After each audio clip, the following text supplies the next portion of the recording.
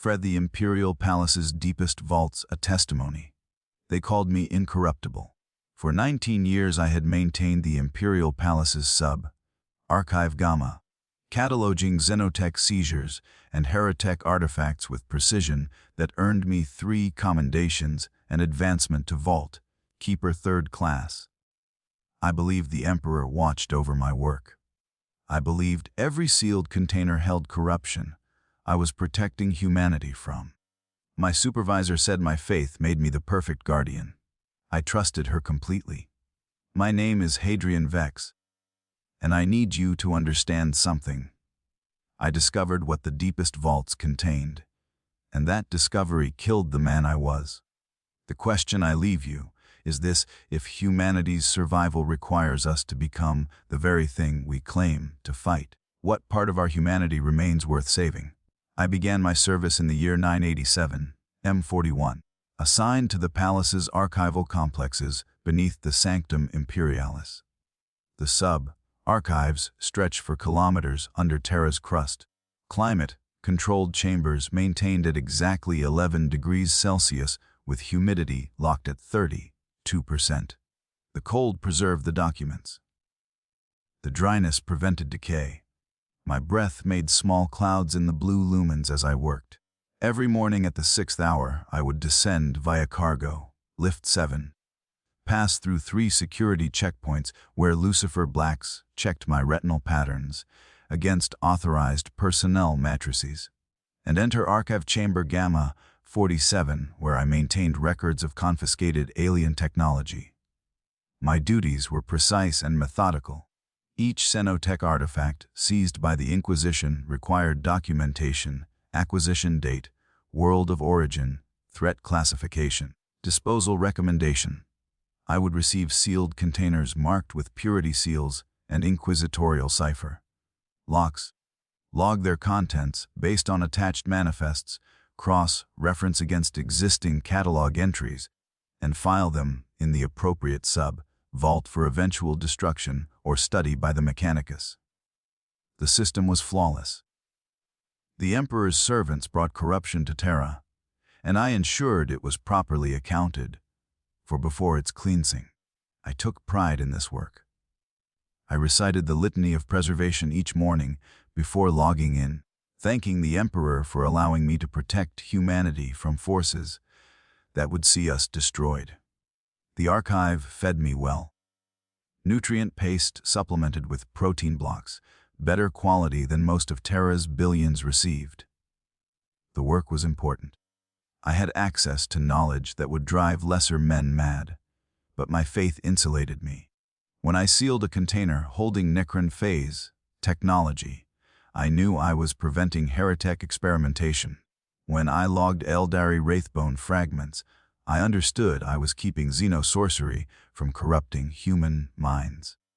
The manifest descriptions sometimes unsettled me, mentions of consciousness transfer or reality manipulation, but I never opened the containers. That was not my role. I was the guardian of records, not the interpreter of contents. My supervisor was lexicographer, Savant Kara Neshan, a woman of 60 years who had served in the archives since her 20th birthday. She moved through the cold chambers with practiced efficiency, augmetic fingers clicking across data, slate surfaces as she reviewed my work. Her approval meant everything to me. She told me once that faith and precision were the same virtue expressed through different faculties, that my meticulous record keeping was itself a form of prayer. I believed her. I still remember the taste of the recaf she would bring me during long shifts. Bitter and metallic from being stored in steel thermoses for hours, but warm enough to drive feeling back into my fingers. The wrongness began small. A container marked acquisition date 956. MVN 41 arrived with documentation that referenced events from 961, M41. 5 years after the artifact was supposedly confiscated. I flagged the discrepancy in my daily report. Assuming a clerical error from the shipping administratum, Savant Nessian reviewed my notation and told me not to concern myself with temporal inconsistencies in dating systems. Different worlds use different calendar methodologies, she explained. The Gothic calendar sometimes produced apparent paradoxes during archival consolidation. Her explanation made sense. I filed the container and continued my work. 3 weeks later, I noticed another irregularity.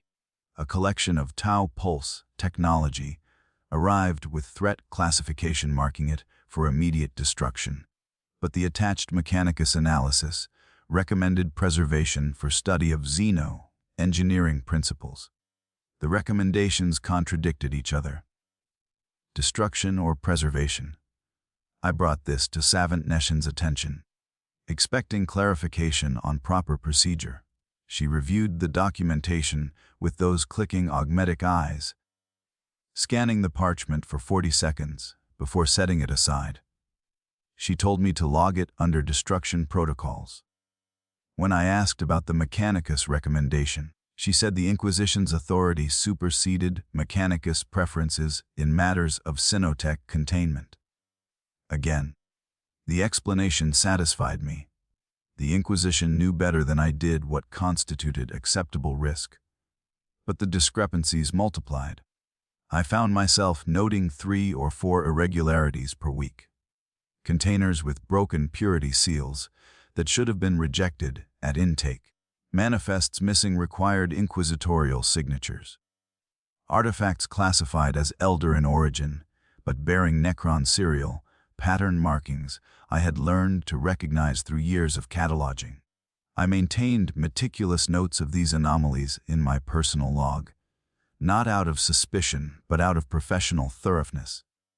If audited, I wanted perfect records of every irregularity I had reported through proper channels. My faith told me these were administrative failures, inefficiencies in the vast Imperial bureaucracy. Nothing more. The archive bells rang at the 12th hour, marking midday prayer, and I would kneel on the cold ceramite floor, reciting the litany of Terra. I prayed the Emperor would grant me wisdom to serve with perfect accuracy. I prayed I would never fail in my duties as guardian. I prayed the alien filth I cataloged would be cleansed from the galaxy so humanity could flourish under his light. These prayers sustained me. They gave structure to my certainty. They made the cold and isolation meaningful. I was serving something larger than myself, contributing to humanity's survival in ways most citizens would never understand. My quarters were small but comfortable. Dormitory section Gamma 7, 3rd sublevel, a chamber 6 meters by 4 containing a cot, a desk, a wash basin, and a shrine to the Emperor. I kept the shrine immaculate, fresh low stick offerings changed daily. Devotional texts arranged with perfect symmetry. Before sleep each night, I would read from the sermons of Sebastian Thor, the saint who rebuilt the ecclesiarchy after the age of apostasy. His words about faith overcoming corruption resonated deeply. I was not a warrior like Thor, but I was a guardian. I kept the records clean. I maintained the system's integrity through my precision. The first moment of genuine doubt arrived in the 43rd week of my 19th year of service. I was processing a newly arrived container classified as containing recovered xenotech, origin undetermined, threat level maximal. Standard classification for anything the Inquisition could not immediately identify. But when I referenced the acquisition world against my catalog, I found 17 previous acquisitions from the same planet over the past 12 years. 17 containers of undetermined origin, xenotech from a single world. I pulled the files. The world was designated Serantisa V, a forge world in Segmentum Pacificus with a population of 4 billion souls serving the Mechanicus. The acquisitions showed a pattern. Every container came from the same manufacturum complex. Every container was classified identically. Every container's manifest used identical language, word for word repetition across 12 years and 17 acquisitions. The documentation looked copied rather than independently created. I sat in my cold chamber staring at the data slate, breath clouding in the blue lumens, trying to make the pattern make sense. Heretek activity required investigation and prosecution. The Mechanicus would have purged any forge complex showing signs of xenotech experimentation. 17 separate incidents of xenotech discovery in the same location over 12 years suggested endemic corruption that should have triggered inquisitorial response. Yet Serantis IV remained operational. I accessed the Administratum census records through my authorized terminal. The Forge world's population had grown from 4 billion to 4.3 billion over those 12 years. Its tithe production exceeded quotas by 14%. The Fabricator General had received 3 commendations for efficiency. This was not a corrupt world under investigation. This was a successful, productive Imperial asset. I could not reconcile the information. If xenotech kept appearing in the same manufactorum, why was the complex not destroyed? If the threat level was maximal, why did production continue? My hands shook slightly as I filed the container according to standard procedure, but my mind would not release the pattern. That night in my quarters I reread Thor's sermons on vigilance against corruption, seeking guidance. The text reminded me that faith required trust in authority, even when understanding failed. The Emperor's servants saw further than I could. The Inquisition had reasons beyond my comprehension. I needed to trust the system I served, but trust became harder. The next container from Serantis IV arrived 6 weeks later. 18th repetition of identical documentation. I pulled the personnel files for the Inquisitor, who authorized the acquisitions, Inquisitor Valen Cross of the Ordo Xenos. His authorization seal appeared on all 18 manifests. I accessed the limited biographical data available in archive records. Cross had served for 170 years with distinguished history of xenotech investigation. 43 commendations, 7 battlefield honors. A career built on protecting humanity from alien contamination. Why would such a distinguished Inquisitor allow a corrupted manufactorum to operate for 12 years? I requested audience with Savant Neshin to discuss the pattern. She received me in her private chamber, a space slightly warmer than the archive proper, decorated with commendation scrolls and devotional icons. She listened to my explanation of the Serantis IOV acquisitions without interruption, fingers steepled beneath her chin. When I finished, she asked me a single question: did I believe the Inquisition was fallible? I answered immediately. No. The Inquisition was the Emperor's will manifest. Inquisitors could not fail because they were guided by his divine purpose. She smiled, a tired expression that did not reach her augmetic eyes. She told me I had answered correctly, and that I should remember my answer whenever patterns seemed to contradict my understanding. The Inquisition's methods exceeded my capacity to judge. My role was documentation, not analysis. She instructed me to continue my excellent work and dismiss concerns beyond my station. When I left her chamber, I felt simultaneously reassured and unsettled, like a child told not to ask questions about sounds in the dark. The pattern expanded. I began noticing similar repetitions across other worlds. Sepra Thur had generated 23 xenotech acquisitions over 15 years, all from the same hive spire, all with threat-level maximal classifications. Yet the hive remained inhabited and productive. Mortis Reach had produced 40 acquisitions over 2 decades from mining operations that continued without interruption. Colossus Prime, Vorden's World, Sanctuslas. Dozens of locations producing steady flows of undetermined origin, xenotech, while remaining operational Imperial assets. I spent my rest periods reviewing old archive records, pulling files from deeper storage sublayers. My access authorization allowed me to retrieve any documentation related to current acquisitions, and I rationalized my research as due diligence, comprehensive background checking to ensure proper cataloging. The deeper I searched, the more the pattern clarified. Worlds producing xenotech acquisitions did not get purged. They flourished. Their populations grew. Their tithes exceeded quotas. The xenotech itself was never analyzed in detail. Manifests used templated language. Threat assessments appeared copy-pasted across decades. The containers were being collected, not investigated. This thought arrived in my mind, fully formed, during the 9th hour of a double shift. My fingers frozen above a data, slate mid-entry. The containers were being collected like taxes. Regular acquisitions from stable locations. Standardized documentation. No follow-up investigations. The realization felt like touching promethium to flame. I sat motionless in my cold chamber, blue lumens humming overhead, and felt the foundation of my certainty crack. I tried to rationalize. Perhaps the Inquisition was monitoring these locations for long-term study. Perhaps the xenotech was plant material used to identify heretek sympathizers. Perhaps my limited perspective prevented me from seeing the larger strategy. I recited the Litany of Faith 7 times that evening, kneeling before my shrine until my knees ached against ceramite.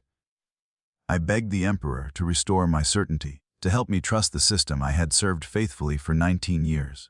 But the cracks widened. I found a container dated 823, M41, 160 years old, still sitting in Vault Theta awaiting eventual disposal or study. I found 370, 2 containers with similar notes. Centuries-old xenotech that had never been destroyed or studied, just stored and cataloged. The records indicated periodic inspections confirming integrity of containment, but no actual examination of contents. Resources spent maintaining storage for artifacts that would never be processed. Why? The question consumed me. I began arriving early to my shifts, staying late into night hours. My sleep degraded. I dreamed of sealed containers stretching into infinite darkness, all marked with identical manifests, all waiting for purposes I could not fathom. I lost weight. My hands developed persistent tremor. Savant Nessian noticed and prescribed me mild sedatives from the Medicaid dispensary, pills that tasted bitter and chalky but did nothing to quiet my thoughts. The revelation that changed everything arrived in an accident of filing. I was returning old acquisition records to deep storage, descended to sublevel 9, where the oldest archives were maintained. When I pulled the wrong container from its shelf, the ceramite box was heavy, marked with inquisitorial seals dated 667, M41, over 300 years old. The manifest indicated xenotech from a world I had never heard of, Prospero. I recognized the name only from banned histories, the world of the Thousand Suns before their corruption and destruction during the Great Crusade. This container held artifacts from a world that had been dead for 10,000 years. I opened it. I know I should not have. I know my authorization did not extend to breaching sealed containers. But my faith had degraded enough that curiosity exceeded obedience. I broke the purity seals with shaking hands and lifted the container's lid. Inside were books, not xenotech. Books, human books. Text bound in leather with gilt edges, written in High Gothic. I pulled one free. The title read, Principles of Theoretical Warpcraft, Volume VLR. I opened to a random page and found equations, diagrams of impossible geometries, descriptions of psychic manipulation techniques. Forbidden knowledge, but human knowledge. Knowledge that should have been burned, not cataloged as xenotech. I checked the manifest again. It explicitly classified the contents as alien artifacts, non-human origin, threat level maximal. But these were human texts, products of human minds, however corrupted those minds might have been. Why would they be misclassified? Unless the misclassification was intentional. I returned to my terminal and pulled every acquisition from Prospero in the archive system. 40, 7 containers over 3 centuries, all classified as xenotech, all marked for eventual disposal. I requested access to one more container dated 701, M41. This one was stored in sub-vault Kappa. I descended 6 more levels to retrieve it. Broke its seals. Lifted the lid. Data slates. Hundreds of human data, slates containing technical schematics. I activated one. The screen displayed blueprint specifications for a weapon system I did not recognize, using physics principles beyond my understanding. But the text was in High Gothic. The measurements used Imperial standard units. The manufacturer documentation referenced forge worlds I knew were loyal to the Mechanicus. These were human designs, classified as xenotech, filed for destruction, buried in archives for centuries. I checked a 3rd container, and a 4th, and a 7th. Each one contained human knowledge, human technology, human texts that someone had decided to classify as alien and hide away. My breath came faster. The cold chamber felt suddenly suffocating. The blue lumens seemed to pulse in rhythm with my accelerating heartbeat. The pattern was not heretek corruption. The pattern was deliberate concealment. Someone was collecting dangerous human knowledge and disguising it as xenotech to justify its indefinite storage in vaults, where it would never be examined, never be destroyed, never be known. I sat on the floor of sub-vault Kappa, surrounded by broken seals and opened containers, trying to process what I had discovered. The Inquisition was not fighting corruption. The Inquisition was managing information, controlling what knowledge existed in the Imperium, not destroying forbidden things, but collecting them where they could be preserved under pretense of quarantine. The philosophical implication crashed through my degraded certainty like artillery through paper. If the Inquisition was preserving forbidden knowledge rather than destroying it, everything I believed about my purpose inverted. I was not protecting humanity. I was helping imprison human potential. Every container I cataloged was another text that would never be read, another technology that would never be developed, another idea that would never be considered. I was a jailer of human possibility disguised as a guardian against corruption. I returned to my quarters and did not sleep. I sat before my shrine staring at the Emperor's icon, gilt aquila gleaming in candlelight. I wanted him to explain. I wanted revelation. I wanted faith restored. But the icon remained metal and paint, nothing more. For the first time in my life I felt the Emperor's silence as absence rather than presence. He did not answer because he could not answer, or would not. Or perhaps, because the entire structure of faith I had built was fiction, I told myself to make my work meaningful. The thought terrified me more than anything in the containers. If my faith was fiction, what was I? I requested emergency audience with Savant Neshian. She received me in the 3rd hour past midnight, still dressed despite the late hour, as though she had been expecting my arrival. I told her everything I had discovered. The misclassified containers, the human knowledge disguised as xenotech, the centuries of deliberate concealment. I spoke rapidly, words tumbling over each other, desperation making me reckless. When I finished, I asked her the question that had been burning in my mind for 6 hours. Why was the Inquisition lying? She looked at me with exhaustion so profound, I could see it through her augmetic modifications. She told me to sit down. She poured 2 cups of amasec from a crystal decanter I had never seen her touch before, amber liquid that smelled of spices and ethanol. She told me she had been waiting 19 years for me to ask this question. Then she told me the truth. The Inquisition was not lying. The Inquisition was managing an impossible situation with imperfect tools. Human knowledge, unconstrained, produced wonders and atrocities in equal measure. The texts I had found from Prospero contained legitimate breakthroughs in understanding the warp's fundamental mechanics. Those breakthroughs could revolutionize Imperial technology. They could also corrupt entire sectors if misunderstood or misapplied. The weapon schematics I had seen represented genuine innovations that would increase military effectiveness. They would also require manufacturing techniques that bordered on tech, heresy, and resource allocation that would destabilize Forge World production quotas for decades. The Inquisition could not destroy knowledge because knowledge lost was irreplaceable. Future circumstances might make today's forbidden ideas necessary for survival. But the Inquisition could not allow unrestricted access because humanity lacked the wisdom to handle its own potential. The solution was preservation through classification. Store dangerous knowledge as xenotech so it could be maintained without being available. Create bureaucratic barriers so complex that accessing the archives required authorization that would never be granted.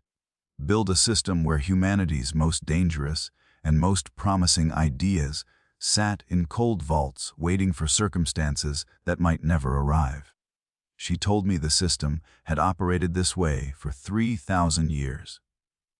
Since the Inquisition's founding after the Horus Heresy, the goal was preventing another catastrophic civil war triggered by uncontrolled innovation. Stability through stagnation. Survival through controlled limitation. The Imperium was dying slowly rather than dying quickly. That was considered success. I asked her how she could participate in this system, knowing its true nature. She laughed, a sound like glass breaking. She told me she asked herself that question every day. She told me she had served for 40 years as archive keeper before being promoted to lexicographer, savant, and learning the truth. The knowledge had broken something in her she could never repair. But she continued because someone had to maintain the archives. And she preferred it be someone who understood the cost rather than someone who might enjoy the control. I asked if she slept well. Her hands shook as she lifted her amasec cup. She told me she did not remember the last time she slept more than 3 hours without chemical assistance. She told me the sedatives she had prescribed me were the same ones she took nightly. She told me that every lexicographer, savant in the archive systems, operated with pharmaceutical management of their conscience, because the alternative was breakdown. She said something then that I remember with perfect clarity. She said the Imperium was not evil. The Imperium was tragic, a system built by humans with human limitations, trying desperately to protect humanity from external threats and internal chaos with tools too blunt and methods too cruel. Every person who maintained the system was complicit in its atrocities. Every person who refused to maintain the system was complicit in its potential collapse. There was no moral high ground. There was only choice of which horror you could live with. I returned to my quarters and found I could not enter. I stood outside my door for 3 hours, unable to cross the threshold into a space that represented faith I no longer held. The shrine inside mocked me. The devotional texts were tools of control. The prayers I had recited were mental chains I had volunteered to wear. Everything I believed had been performance art. I staged for my own benefit, telling myself I was righteous while enabling suppression of human potential. I decided to investigate further. If the archives contained human knowledge disguised as xenotech, what else might they contain? I spent the next 3 weeks conducting covert research during my regular duties.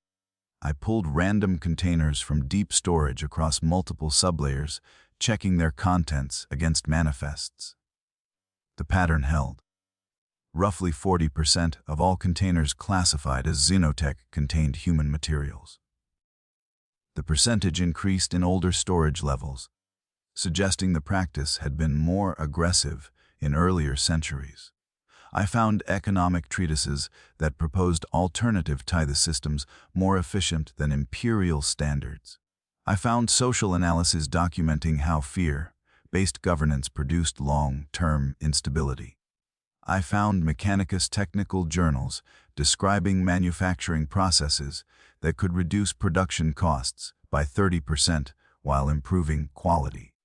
I found agricultural studies showing how food distribution optimization could eliminate starvation on hive worlds. Practical knowledge, potentially revolutionary knowledge, all classified as dangerous xenotech and buried where it would never be applied. The archives were not protecting humanity. The archives were ensuring humanity remained manageable. Keep people afraid. Keep people ignorant. Keep people faithful to systems that benefited those in power while the species stagnated in its own potential. I was not a guardian. I was a prison warden, and humanity itself was the inmate. The personal horror arrived in my 19th year. 47th week. A new container arrived marked for my attention specifically. Unusual, because most acquisitions were assigned to whoever was on duty rather than named individuals. The manifest indicated human artifacts, not xenotech. Even more unusual, I opened the container immediately, curious why it was marked for me personally. Inside were personal effects from a woman named Hadrian Vex. My name. My mother's name. I pulled out data, slates and journals and identity documents. My mother's handwriting. My mother's voice captured in audio recordings. Materials I had never seen because she died when I was 7 years old in what I was told was a transit accident in the underhive. I activated a data, slate, and found her personal journal entries dating to before my birth. I read for 6 hours straight. Sitting on the cold floor of my archive chamber, learning about a woman I never knew. My mother was a xenobiologist working for the Administratum's Biological Survey Division. Her research focused on understanding alien genetic structures to develop better weapons against xenospecies. Legitimate work, blessed by the Mechanicus. But her journals revealed something else. She had discovered that certain xeno-genetic principles could be adapted to improve human resistance to radiation and toxins. Critical for populations living on death worlds, she had proposed experimental programs to modify human genetics in controlled ways that would increase survival rates on hostile colony worlds. The Administratum rejected her proposals.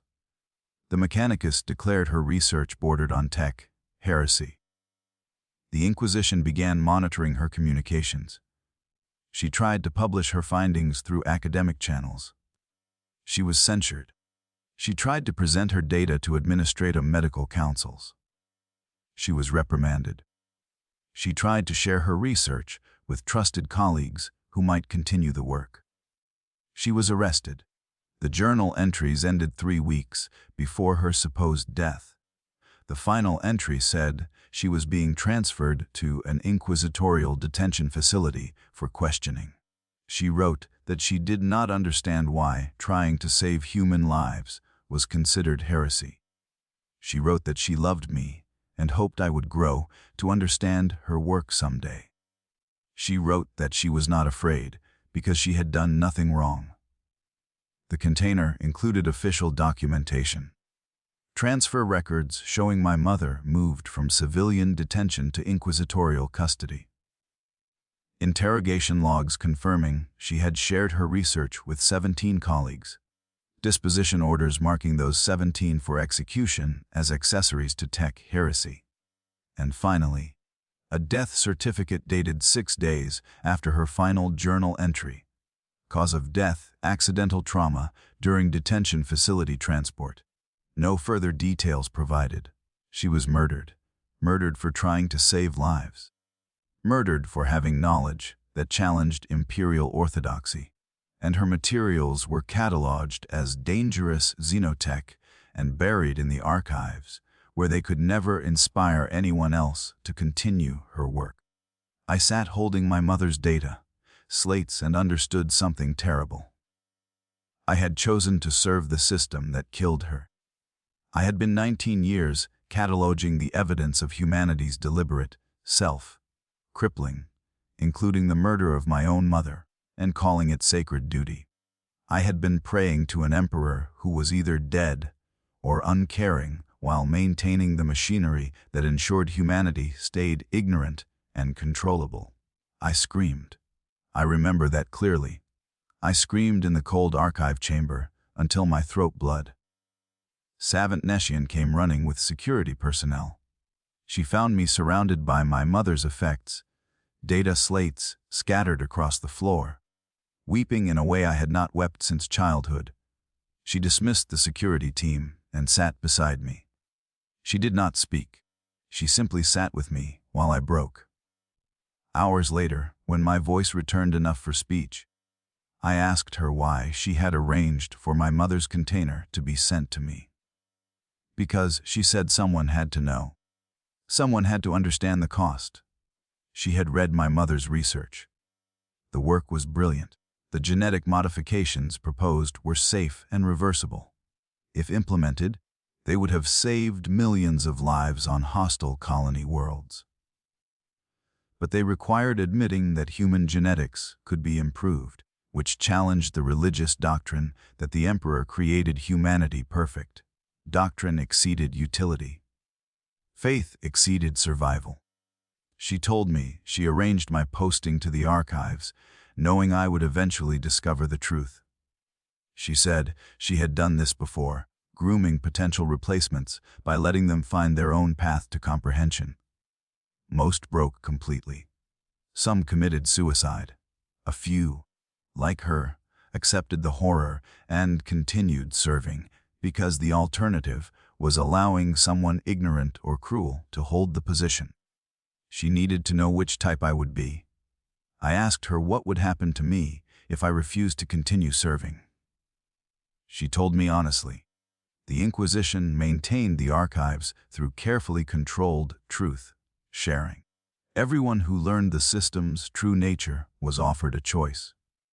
Serve knowingly and receive medication to manage psychological trauma. Refuse to serve and be reassigned to penal battalions on death worlds where my knowledge could not spread. Those were the options. Complicity or erasure. She asked me what I chose. I told her I needed time to decide. She gave me 3 days leave from duties.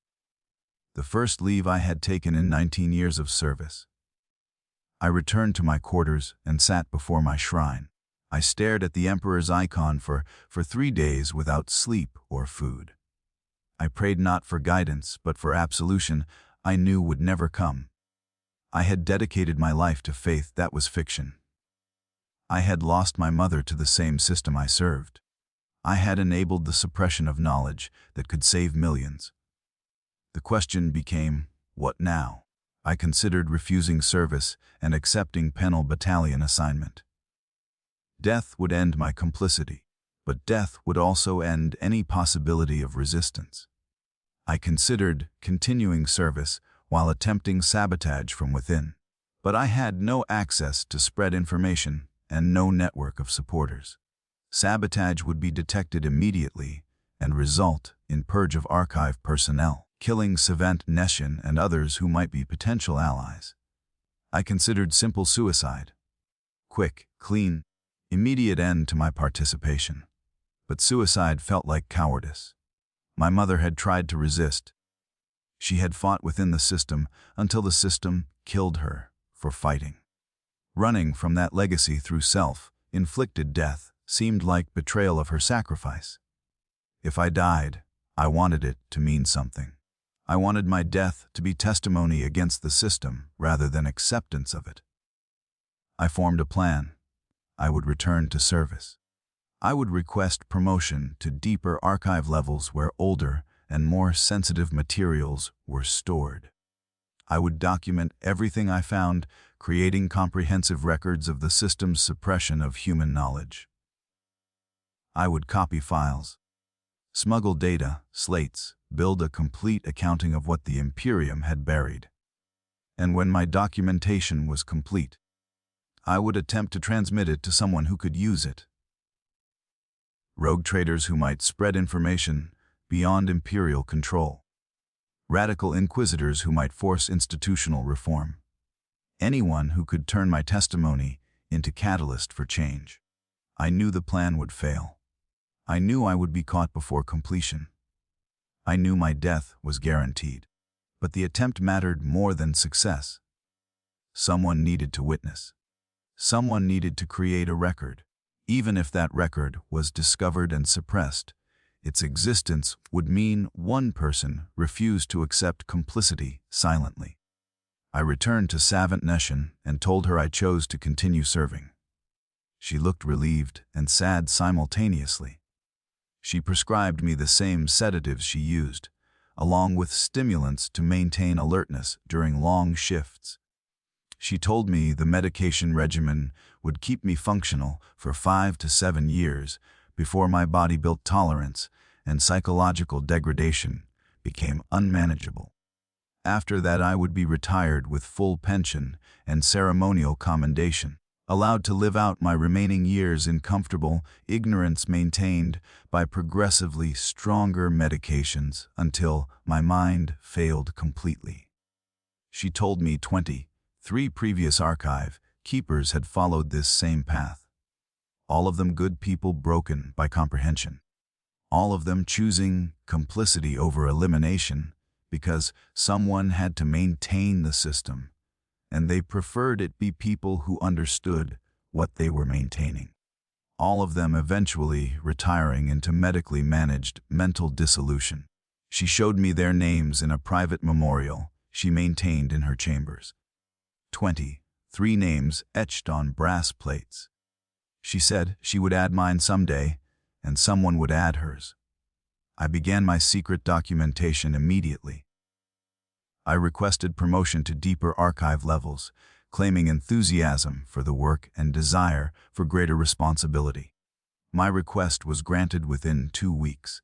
I began accessing progressively older and more classified storage sublayers, levels where the accumulated suppression of human potential was measured in millennia rather than centuries. I found texts from before the Great Crusade. I found records of scientific achievements from before Old Night. I found evidence that humanity once spanned the galaxy with technology that made current Imperial capabilities look primitive by comparison. All of it buried, all of it classified, all of it preserved in vaults where it could never inspire anyone to rebuild what was lost. The Imperium was not protecting humanity from corruption. The Imperium was protecting itself from human achievement. Keeping populations afraid and ignorant prevented them from questioning why their lives were so terrible. Maintaining constant crisis justified authoritarian control. Suppressing knowledge prevented anyone from developing alternatives to Imperial governance. I copied files methodically. I smuggled data, slates in my clothing after each shift, storing them in a hidden compartment I created in my quarters. I worked carefully, never accessing too much sensitive material too quickly, maintaining the appearance of diligent service while building my comprehensive record of suppression. The work was painfully slow. Each data slate required careful selection and covert copying. Each storage sublayer required authorization that took weeks to process. I estimated my documentation would take 3 years to complete. I had completed 11 months of documentation when my access was revoked. No explanation provided. Just a message on my terminal indicating my authorization for sublayers 9 through 15 had been suspended pending review. I went to Savant Nessin demanding explanation. She looked at me with exhaustion and something that might have been pity. She told me the Inquisition was investigating suspicious access patterns in the deep archives. Someone had noticed I was reviewing materials outside my assigned duties. The investigation would take several weeks. I should cooperate fully and answer all questions honestly. I understood immediately. I had been caught. The system I had tried to document was protected by layers of surveillance I never detected. My careful copying had been monitored. My covert research had been flagged. The Inquisition knew exactly what I was attempting, and my death was now inevitable and imminent. Savant Neshin gave me one last gift. She told me she could delay the investigation's findings for 48 hours by claiming administrative confusion about access authorization procedures. 48 hours to arrange my affairs. She did not say what she meant by arrangement, but her meaning was clear. 48 hours to run or 48 hours to finish something. She did not ask what I chose. She simply walked away, giving me plausible deniability that she had assisted my final acts. I did not run. Running meant my documentation died with me as evidence in inquisitorial custody. Instead, I spent 36 hours copying every remaining file I could access, working through pain and exhaustion and stimulant overdose to build the most complete record possible. I compiled everything into a single massive file. Hundreds of thousands of suppressed texts, millions of pages of deliberate stagnation. The entire weight of humanity's stolen potential. Then I did something I knew was probably futile, but felt necessary regardless. I transmitted the file to every public administratum communication node I could access. Planetary governors, administratum bureau chiefs, ecclesiarchy cardinals, mechanicus forge lords, military command structures, trade guilds, anyone with any institutional authority. Most recipients would delete the file immediately or report it to the Inquisition. But perhaps one person somewhere would read it. Perhaps one person would be moved to question. Perhaps one person would begin to resist. The transmission completed in the third hour past midnight on my 1100th day of documented service. I sat in my archive chamber listening to the confirmation tones as thousands of copies propagated through the Imperium's communication networks. I knew inquisitorial countermeasures were already activating, purging files and tracing transmission origins. I knew my death was minutes away. I was not afraid. Fear requires uncertainty, and I had achieved complete clarity about my situation. I had violated the most fundamental protocols of the archive system. I had stolen classified information and broadcast it across Imperial communication networks. I had committed tech heresy, information heresy, betrayal of my oaths, and sedition against the Imperium itself. The punishment for any one of these crimes was execution. The punishment for all of them simultaneously would likely be enhancement interrogation before execution to ensure I had no additional copies or co-conspirators. I prepared myself. I deleted my personal journals.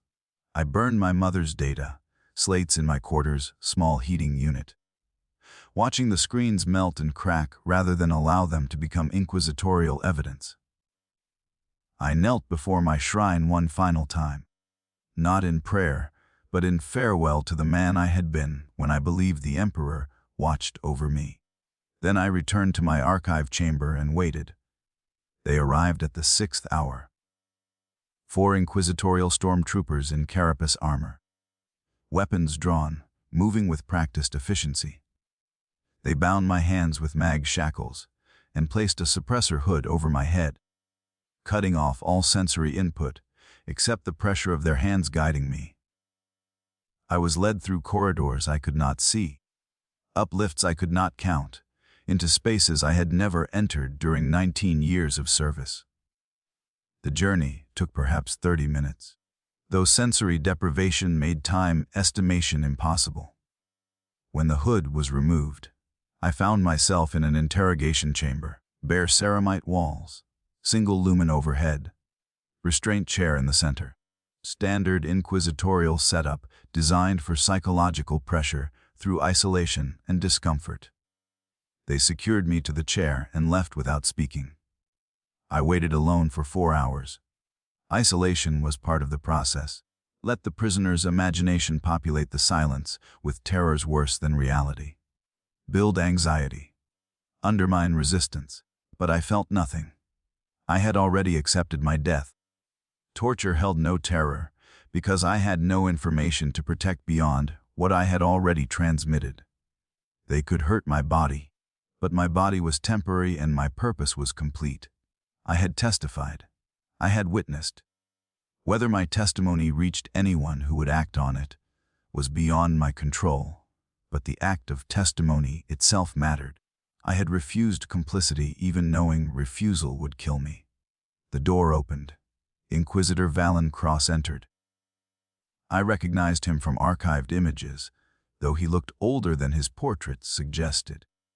170 years of service showed in the lines around his augmetic eyes, and the way he moved with careful economy, suggesting chronic pain. He carried a data slate, which he set on a small table that folded from the wall. He did not sit. He stood before me studying my face for 2 minutes without speaking. When he finally spoke, his voice was quiet, tired, almost conversational. He told me he had reviewed my transmission. All 700,000 pages of documentation I had compiled. He said the work was impressively thorough. Professional quality research. If I had applied similar dedication to legitimate scholarly pursuits, I could have been a respected administratum analyst. But instead I had chosen to become a criminal and a heretic. He asked me why. I told him the truth. Because I could not continue enabling suppression of human potential. Because my mother was murdered for trying to save lives. Because the Imperium was deliberately maintaining humanity in a state of ignorance and fear to preserve institutional power. Because someone needed to witness and testify against the system, even if testimony was futile. He listened without interruption. When I finished, he nodded slowly. He told me he understood my reasoning and that my analysis of imperial governance was largely accurate. The Imperium did suppress knowledge. The Imperium did maintain populations in fear. The Imperium did prioritize institutional stability over human flourishing. Every criticism I had made in my documentation was factually correct. Then he asked me a question. What would happen if the Imperium stopped suppressing knowledge? What would happen if every dangerous text in the archives was published freely?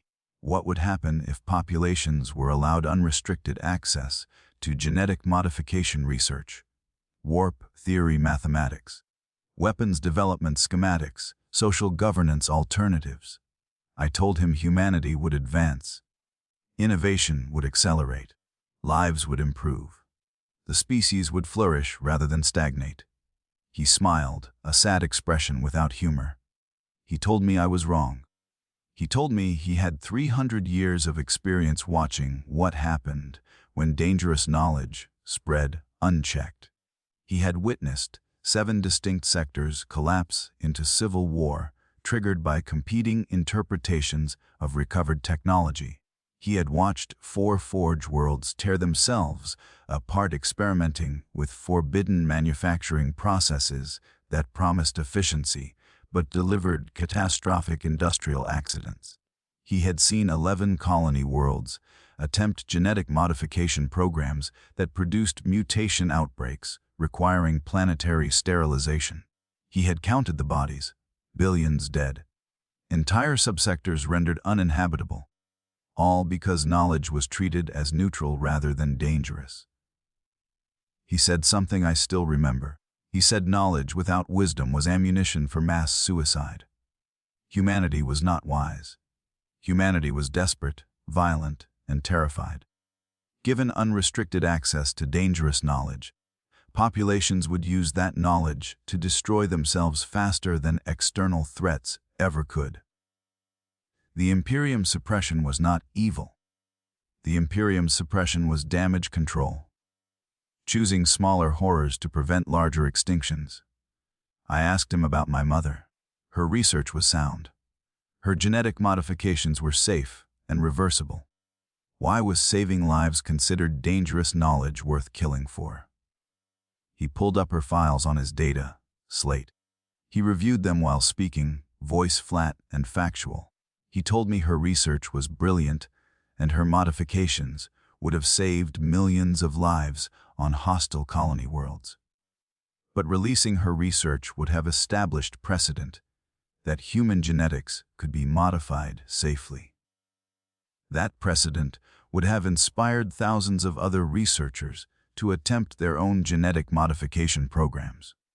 90% of those programs would have failed catastrophically, producing mutation outbreaks, genetic instability, and population die-offs.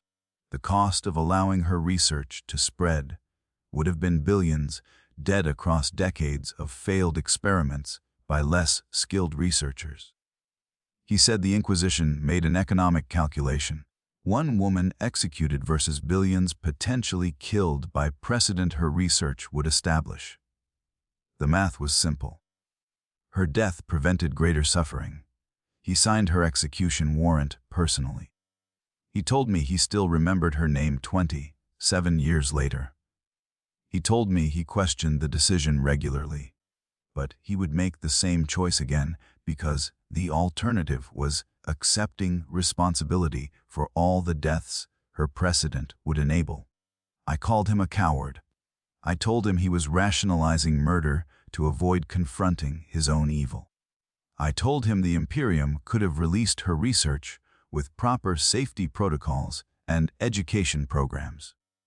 I told him choosing suppression over careful implementation was laziness disguised as necessity. He absorbed my anger without reaction. When I finished shouting, he told me I was correct, that alternative approaches were theoretically possible. Education programs could reduce risks. Safety protocols could prevent catastrophic failures. Careful implementation over decades could have made my mother's research beneficial rather than dangerous. But the Imperium lacked resources for careful implementation. The Imperium was fighting for survival on 10,000 fronts simultaneously. Every decision was triage. Every choice was which horror to accept. Careful implementation required time and resources the Imperium did not have while facing chaos incursions, xeno-invasions, and internal rebellions. He said the Imperium was not designed to make humanity flourish. The Imperium was designed to make humanity survive. Those were different goals requiring different methods.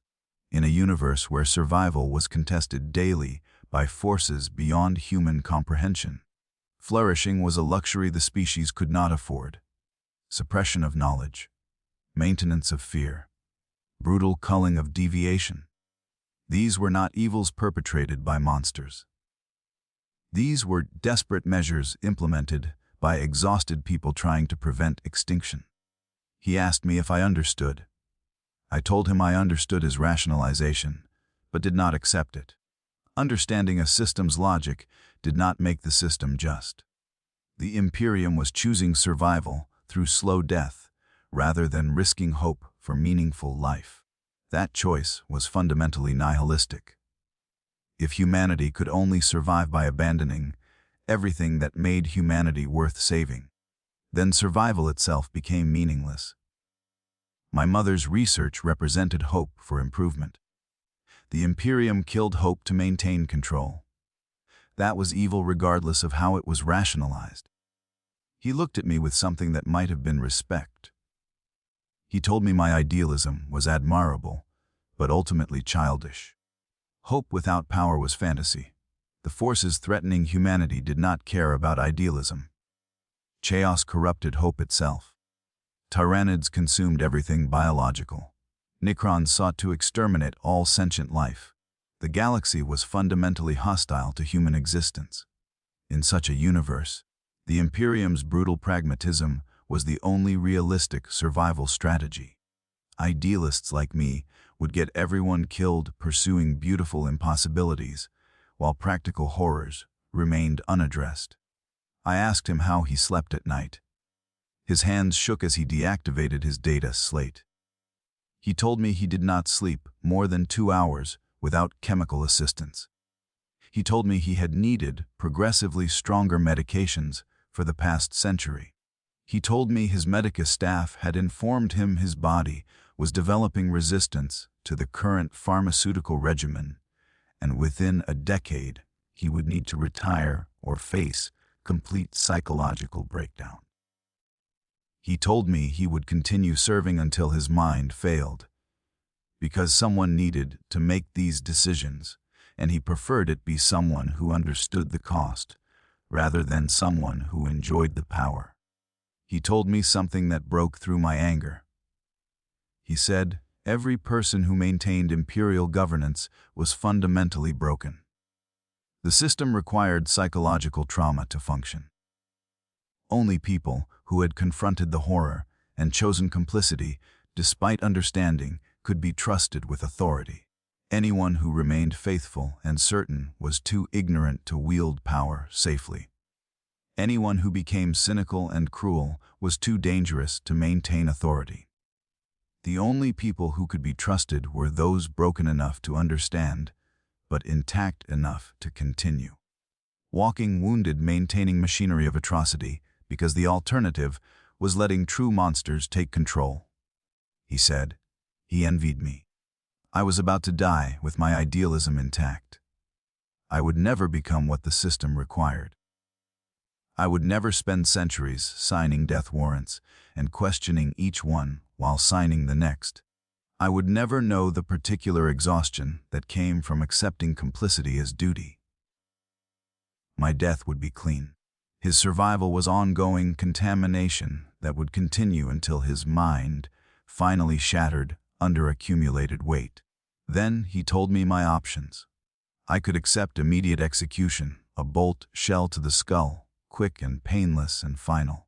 Or I could accept enhancement interrogation to verify I had no additional copies or co-conspirators, followed by execution after interrogation completed. The first option preserved my dignity. The second option was standard protocol.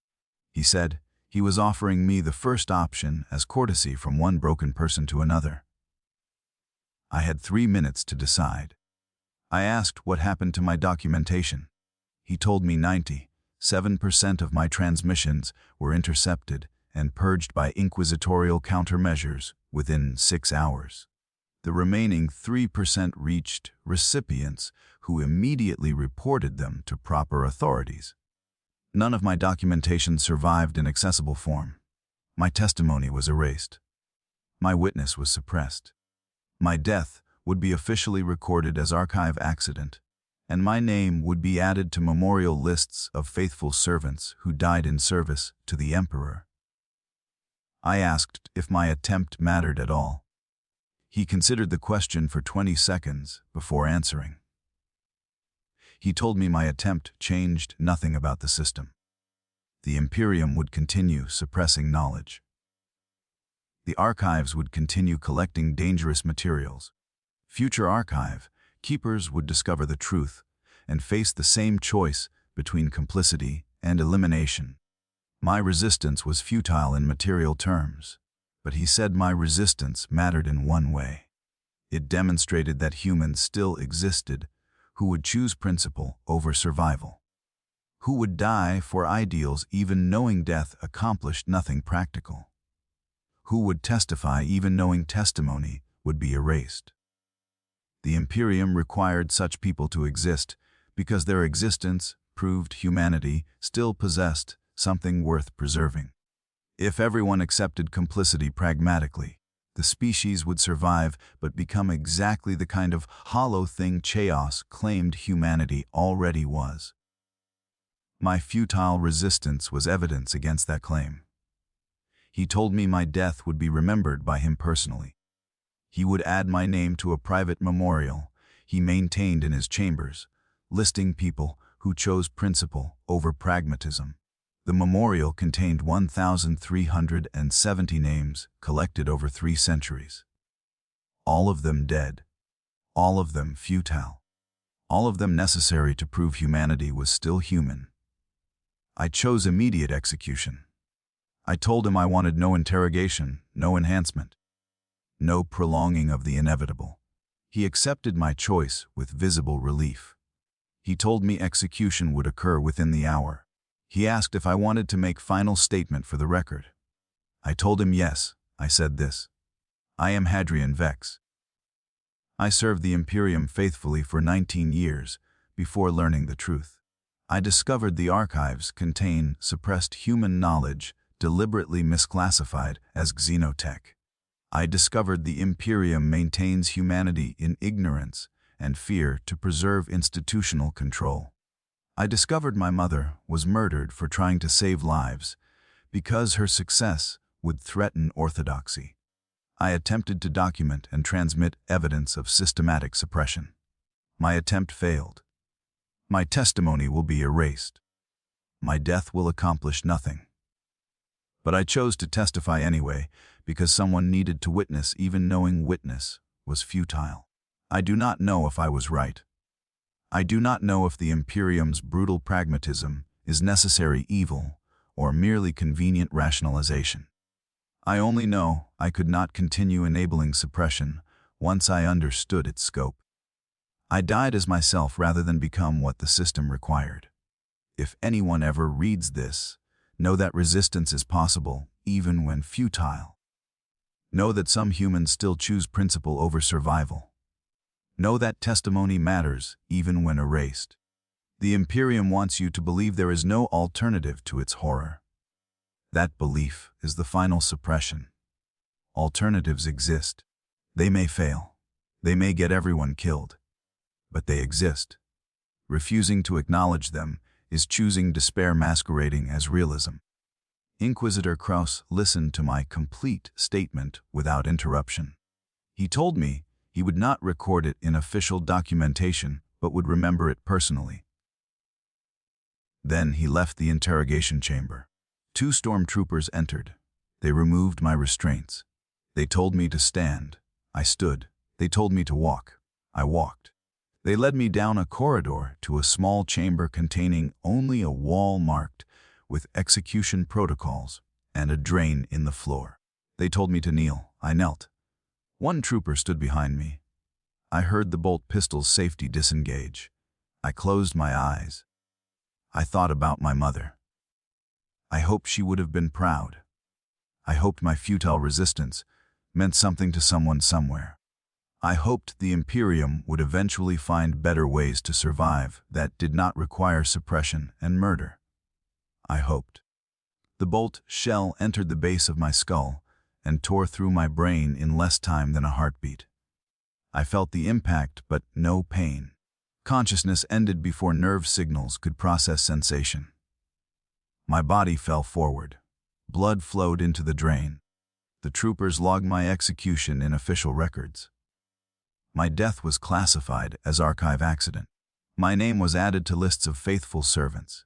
The Imperium continued. I am dead now. I have been dead for however long it took this testimony to reach you. I do not know how you are reading this. Perhaps the Inquisitor kept his private memorial, and someone found it after his death. Perhaps some fragment of my transmission survived purging and was recovered years later. Perhaps this is being read by someone in the distant future when the Imperium has finally collapsed and historians are sifting through its archives, trying to understand how humanity endured 10,000 years of systematic self-suppression.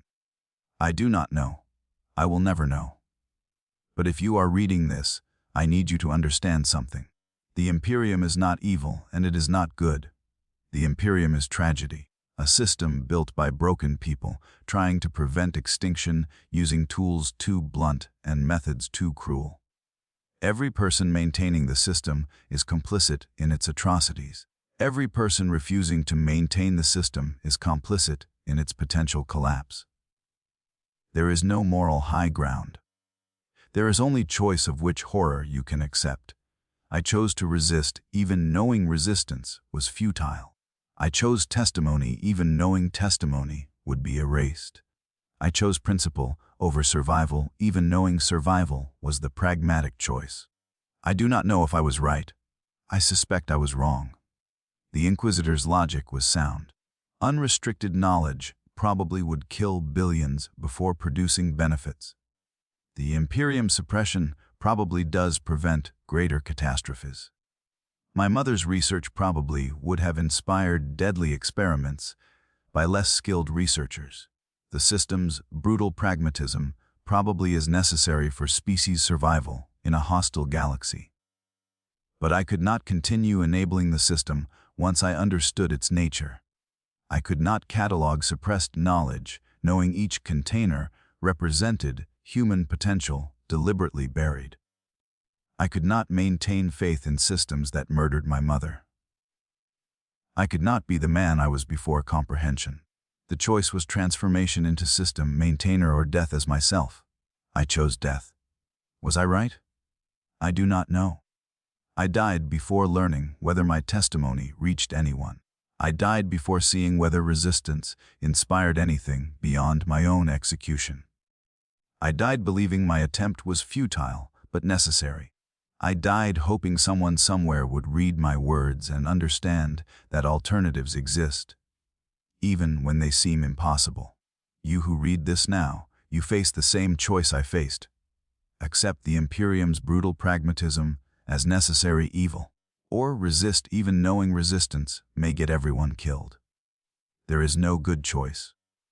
There is only choice of which horror you can live with, and which horror you must die opposing.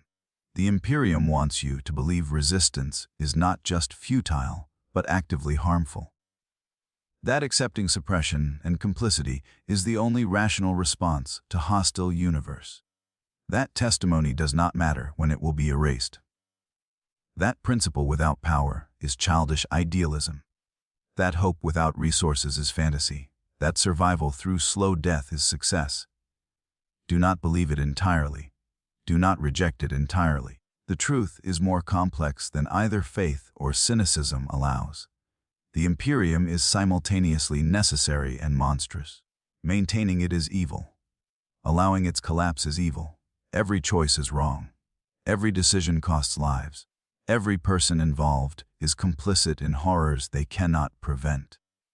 But some of us can still choose which horrors we will be complicit in, and which horrors we must oppose, even knowing opposition is futile. Some of us can still testify, even knowing testimony will be erased. Some of us can still die as ourselves, rather than become what the system requires. I was Hadrian Vex. I served faithfully until comprehension broke my faith. I attempted resistance knowing it would fail. I testified knowing my testimony would be suppressed. I died opposing the system that murdered my mother. I do not know if I was right. I only know I could not choose otherwise and remain myself. If you are reading this, you now carry the same burden I carried. The burden of understanding. The burden of choice. The burden of complicity or resistance. I cannot tell you what to choose. I can only tell you that the choice matters, even when the outcome is predetermined. The Imperium's greatest suppression is not the knowledge it buries in archives. The Imperium's greatest suppression is the suppression of belief that alternatives are possible, that humans can be trusted with dangerous knowledge. That hope is rational rather than childish.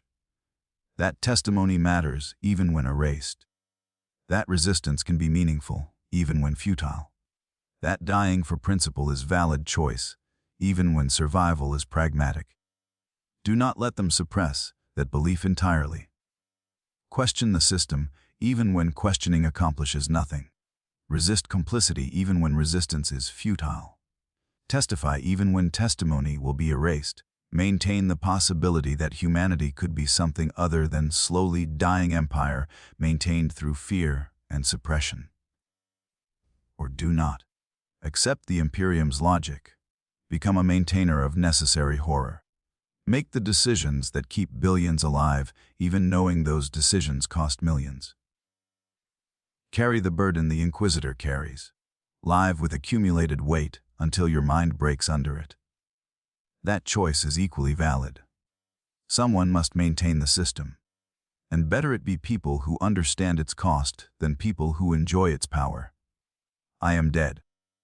I died believing my resistance mattered, even though it accomplished nothing.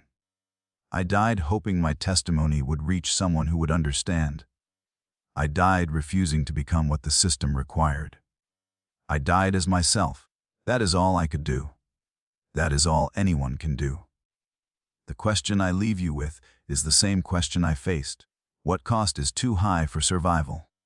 At what point does species survival become meaningless, because everything making the species worth saving has been sacrificed to maintain it? When does pragmatic horror become indistinguishable from the horrors we claim to oppose? When does choosing slow death over fast death become choosing death over life? I do not know the answer. I died before finding it. Perhaps no answer exists. Perhaps the question itself is the only thing that matters. The asking rather than the answering. The Emperor, if he exists and if he watches, knows what I chose and why. I hope he understands. I hope he judges me not by success, but by intent. I hope he remembers there were once humans who chose principle over survival, even knowing principle would kill them. And if he does not exist, if he is corpse on throne, or myth maintained by priests, or lie told to control populations, then this testimony is all that remains. One man's futile resistance against system too vast to oppose. One man's testimony that will be erased. One man's death that accomplished nothing except proving resistance was possible. I am Hadrian Vex. I was the archive keeper who learned too much. I am dead now. I have been dead since the moment I chose to testify, but I was alive when I made that choice. I was human. I was myself. That is my testimony. That is all I have to give. Remember me or do not. Continue the system or resist it. Choose complicity or choose death. Whatever you choose, choose consciously. That is all any of us can do. Choose with eyes open to the horror rather than closed in comfortable faith. Choose knowing both options are wrong. Choose anyway. The Emperor protects, they say. Perhaps he does. Perhaps he protects through the very suppression I opposed. Perhaps my death serves his unknowable plan. Perhaps my resistance was always meant to fail, to teach this lesson. Or perhaps the Emperor is dead and humanity is alone, and the Imperium is nothing but humans trying desperately to survive with inadequate tools and terrible choices. Perhaps there is no grand plan. Perhaps there is only triage and trauma and complicity and death. I do not know. I died without knowing. You who read this must decide for yourself what you believe and what you will do with that belief. I can only tell you what I chose and why. The rest is yours. My name was Hadrian Vex. I lived, I served, I learned. I resisted. I died. That is my testimony. It changes nothing. It means everything. It is all I have. Witness.